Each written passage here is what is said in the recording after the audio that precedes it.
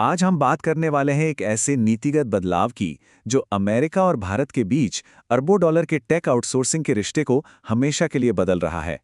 ये एक बहुत बड़ा झटका है और इसका असर हम सब पर पड़ेगा। तो चलिए कहानी शुरू करते हैं उस एक नंबर से जिसने पूरी इंडस्ट्री में आप कह सकते हैं एक भूकंप ला दिया है। $1 लाख। जी हाँ, बिल्कुल सही सुना। ये एक H-1B वर्क वीजा एप्लीकेशन के लिए नहीं, एक बार की फीस है। ये पॉलिसी 21 सितंबर 2025 से लागू हो रही है और इसने आते ही चिंता की एक लहर दौड़ा दी है। एक्सपर्ट्स इसे एक डिसरप्टर कह रहे हैं, मतलब कुछ ऐसा जो पूरे खेल के नियम बदल दें। ये ग्लोबल टेक टैलेंट मॉडल के लिए एक स्ट्रक्चरल टर्निंग पॉइंट है। तो इस पूरी कहानी को ठीक से समझने के लिए आज हम इसे इन 6 हिस्सों में देखेंगे। तो सबसे पहले बात करते हैं उस वीजा की जो इस पूरी कहानी के केंद्र में है, H-1B। दशकों से ये वीजा भारतीय टेक प्रोफेशनल्स के लिए अमेरिका जाकर काम करने का एक बहुत बड़ा जरिया रहा है। तो ये H-1B वीजा है क्या? देखिए, आसान भाषा में समझें तो ये अमेरिकी कंपनियों को हाई स्किल्ड विदेशी कर्मचारियों को हायर करने की इजाज़त देता है, लेकिन तभी जब उन्हें अपने देश में वैसा टैलेंट न मिले। और हाँ, हर साल इनकी संख्या सीमित होती है। अब असली बहस यहीं पर है। देखिए, एक तरफ तो इस प्रोग्राम का मकसद था अमेरिकी वर्कफोर्स को सपोर्ट करना, लेकिन दूसरी तरफ आलोचकों का कहना है कि इसका गलत इस्तेमाल हुआ है अमेरिकी कर्मचारियों की जगह कम वेतन वाले विदेशी कर्मचारियों को लाने के लिए। और इसी बहस ने एक नई और कह सकते हैं काफी आक्रामक पॉलिसी को जन्म दिया। एक ऐसी पॉलिसी जिसका मकसद लेबर मार्केट का नक्शा ही बदल देना है। तो चलिए देखते हैं कि ये रणनीति है क्या। सरकार ने एक के बाद एक 2 बड़े कदम उठाए हैं। इसे आप एक 1-2 पंच की तरह समझ सकते हैं। पहला झटका H-1B पर सीधे $1 लाख की फीस, और दूसरा एक नया कानून लाने का प्रस्ताव है जिसके असर शायद और भी गहरे हो सकते हैं। अब ये जो हायर एक्ट है, ये असल में गेम चेंजर हो सकता है। ये सीधे सीधे आउटसोर्सिंग पर 25% टैक्स लगा देगा। सोचिए, अगर किसी अमेरिकन कंपनी को भारत में पेमेंट करने पर इतना भारी टैक्स देना पड़े तो जाहिर है वो 2 बार सोचेगी। तो सवाल ये उठता है कि इन सबका टेक इंडस्ट्री पर फौरन क्या असर पड़ा है, क्या कुछ बदला है? खैर, आंकड़े काफी कुछ बताते हैं। चलिए उन पर एक नजर डालते हैं। और ये आंकड़े सच में चौंकाने वाले हैं। एक स्टडी के मुताबिक पिछले 10 सालों में भारत की टॉप 7 आईटी कंपनियों के H-1B अप्रूवल में 70% की गिरावट आई है। 70%! ये कोई छोटा मोटा नंबर नहीं है, ये एक जबरदस्त गिरावट है। और ये टेबल देखिए, ये कहानी को और भी साफ कर देती है।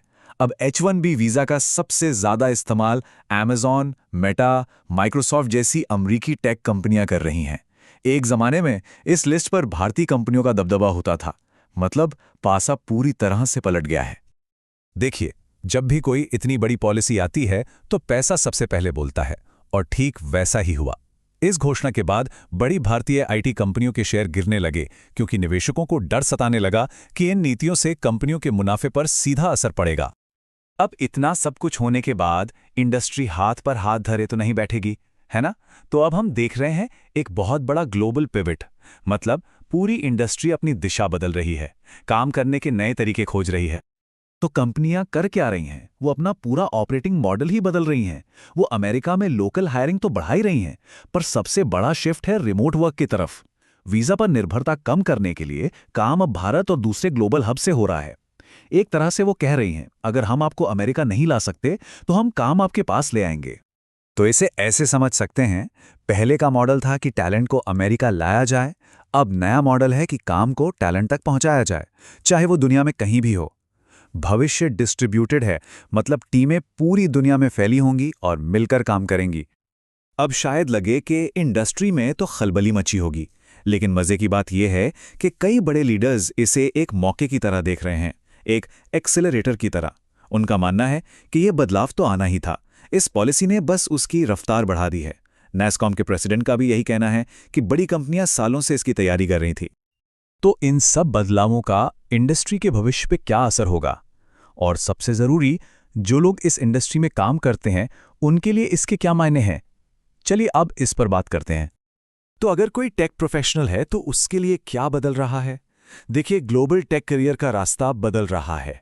अब बात अमेरिका जाने की उतनी नहीं है जितनी हाई डिमांड स्किल्स की है जिन्हें कहीं से भी डिलीवर किया जा सके। सीधे शब्दों में कहें तो अब स्किल लोकेशन से ज्यादा जरूरी हो गई है। तो असल में हो क्या रहा है? ये जो पॉलिसी शॉक है, इसने उस ट्रेंड को और भी पक्का कर दिया है जो पहले से ही चल रहा था। ग्लोबल आईटी इंडस्ट्री अब एक नए दौर के लिए अपने काम करने के पूरे तरीके को, अपने पूरे ऑपरेटिंग आर्किटेक्चर को ही नए सिरे से डिजाइन कर रही है। तो आखिर में एक बड़ा सवाल बचता है, क्या घरेलू नौकरियों को बचाने के लिए वीजा पर पाबंदियां लगाकर पॉलिसी बनाने वालों ने अनजाने में एक ऐसे ग्लोबल टैलेंट बाजार को जन्म दे दिया है जो रिमोट फर्स्ट है और जिसकी कोई सीमा नहीं है? क्या सीमाएं मजबूत करने की कोशिश में असल में उन्हें अप्रासंगिक बना दिया गया है?